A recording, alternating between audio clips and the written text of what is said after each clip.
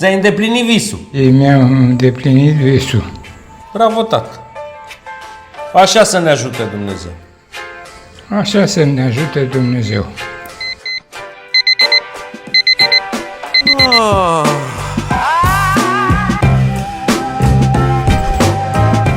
Azi noapte am simțit cum toate gândurile mele au încălecat pe cai și mi-au luat-o la galop prin cap.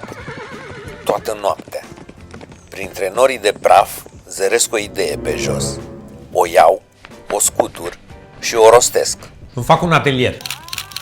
Nu vreau să-mi închiriez un spațiu dedicat pentru chestia asta, pentru că îmi place să stau acasă cu familia. Ia zi, te ajut cu ceva?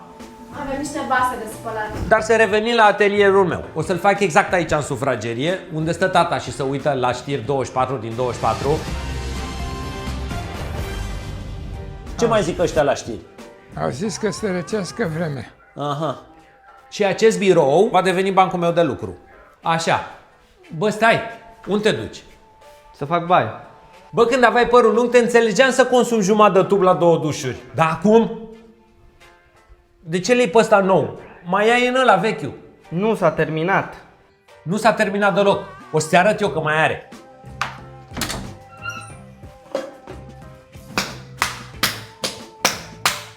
Ce ți-am zis? Ce ți-am zis că mai are? Uite, pui așa un pic de apă și ia uite, ia uite, ia uite. O săptămână ți ajunge. Ia uite. Așa sunt tot timpul acasă. De fapt, și acasă și la muncă. Împușc 2 iepuri dintr-o lovitură. Așa că m-am pus pe treabă. Primul lucru m-am apucat să eliberez living-ul. Am vrut să dau o mână de alb pe pereți, se vedea urât. Un genocid de țânțari. M-a ajutat și Ari și Lavinia. Mi-a luat o zi. Dar a ieșit frumos. Sunt mulțumit. Ia uite, alb. Ce faci, Picolina? Ești bine? Trebuie să pun și tablourile astea sus și după aia să ne apucăm de bancul de lucru. Bancul de lucru e de fapt o ușă pusă pe 2 capre. Deasupra trebuie să fac o structură de lemn de care să meargă luminile. Îmi aduc aminte când eram mic am avut o pasiune, electronica. Nu dormeam noaptea, tati, nu dormeam noaptea, aveam numai circuite și tranzistori în cap. Eu le-am și de la școală ca să mă duc la cercul de electronică. Așa se și numea, cercul de electronică. Asta se întâmpla pe vremea lui Ceaușescu, aveam vreo 10 ani și mi-amintesc sentimentul ăla pe care nu l-am mai întâlnit decât târziu, când m-am îndrăgostit. O pasiune îți umple toată existența, e supă de pui cu găluși pentru suflet. Ai mei s-au despărțit și în văltoarea evenimentului am pierdut interesul pentru electronică. Dar îmi amintesc cât de mișto era. De atunci am tot încercat să-mi găsesc o nouă pasiune. Și acum momentul adevărului. Yeah! Avem echipă, avem valoare! De structura asta de lemn o să mă folosesc să-mi prind și telefonul. Pentru că eu filmez doar cu telefonul. Cea mai bună cameră pe care o ai e cea care e la îndemână. Adică telefonul. Mai la îndemână ca telefonul nu e nimic. Ia uite. Cum e? O să vadă... Acum o să vadă și așa de sus ce lucrez. Ce mai știu să fac eu cu mânuțele astea? 2 sunt pantofi de mână, bespoke shoes. Am făcut mai multe cursuri, Ungaria, Suedia, pe când stăteam în Portugalia, dar calapoadele și sculele mi-au rămas într-un garaj în Portugalia. Așa că dacă tot știu să lucrez cu pielea, am zis să mă apuc de accesorii de piele. Portofele, genți, curele, cureluce, toate făcute cu unelte de mână, gen old school. Ia uite, mi-am luat unelte. Avem de toate. Toate în plastic, țiplă. Și aici a venit pielea. Am încercat să dezvolt o pasiune mai artistică, gen pictură, lut, ceramică. Îmi plac, dar nu le pot ridica la rangul de pasiune. Adică nu m-am îndrăgostit. Simt nevoia să creez ceva cu mânuțele astea 2, ceva ce poate fi folosit în fiecare zi, ceva ce poți atinge, mângâia, mirosi, iubi. Trebuie să strâng sculele, ca să pot să-mi întind pielea.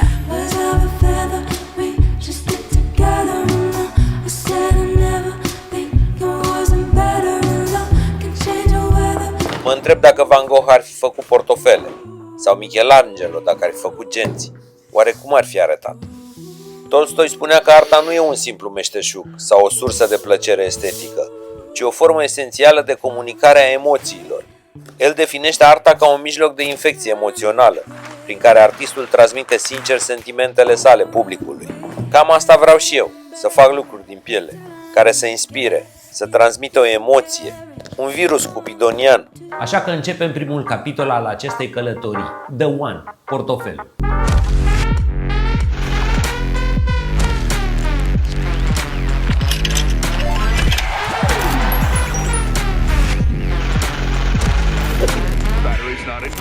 L-am denumit The One pentru că e singurul, primul și unicul. Este designul Lion Family. Cuvântul acesta portofel vine din francezul Portefeuille. adică portăfoile, adică banii și actele. Cum astăzi și banii și actele sunt de plastic, ar trebui să-i spunem portoplastic.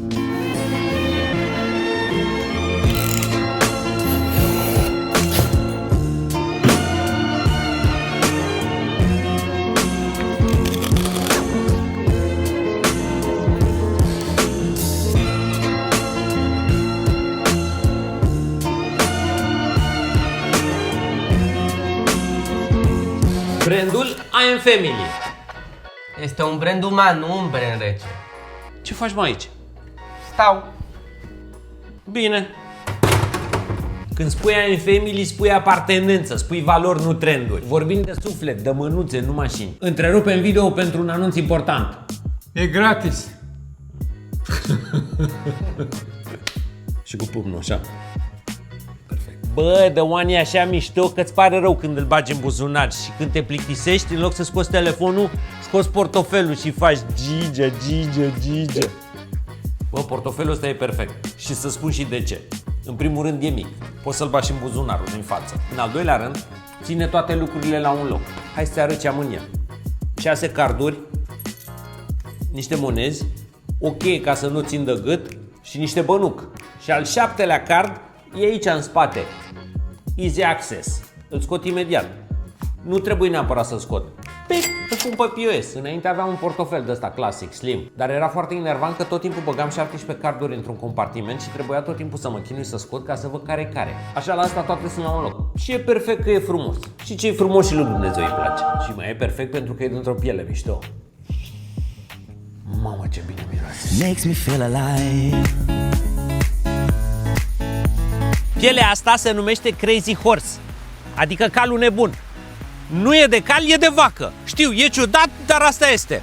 Și pielea asta este tăbăcită natural, cu parafină și anilină, ceea ce o face impermeabilă. Pielea, nu portofelul. Mamă, sunt pleacă. Pielea asta am importat-o din America. În fine, e o piele mișto. Dacă ai grijă de portofel, îl lași moștenire la nepoți și în timp capătă o patină, așa precum vinul bun. Apropo de vin, culoarea asta se numește Merlot, iar cealaltă Oliva. Îți aminte. Mi-aduc aminte când eram copil, mă uitam la bunica mea cum făcea pantofi. Și vreau să fac și eu. Și acum am ajuns la 90 de ani să fac portofele. Ți-ai îndeplinit visul. Și mi-am îndeplinit visul. Bravo, tată. Așa să ne ajute Dumnezeu. Așa să ne ajute Dumnezeu.